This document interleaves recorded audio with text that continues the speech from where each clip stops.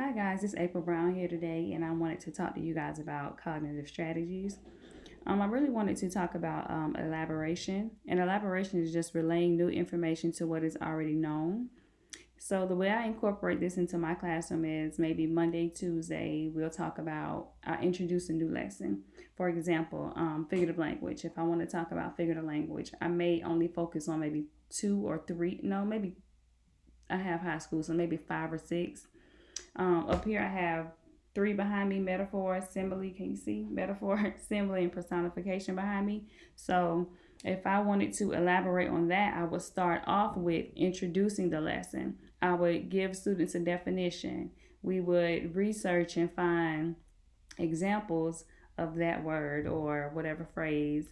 And I will also give them my own personal definition of what I feel the word is, and I would want them to give me examples of that word.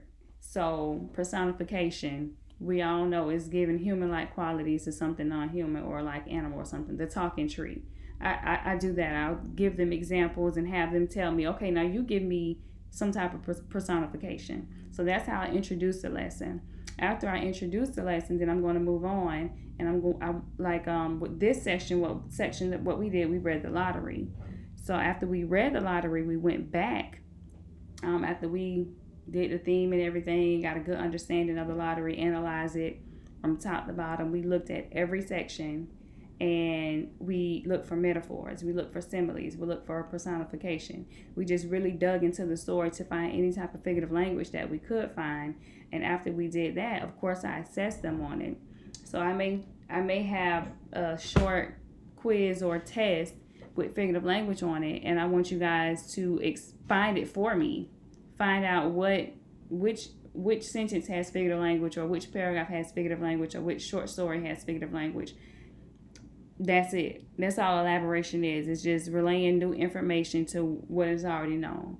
So you see how I did that? I introduced the lesson, gave definitions, examples, then we read a short story on it, analyzed the story, found figurative language within the story, then we had an assessment on it. So it's all about just implementing new information to what you already know.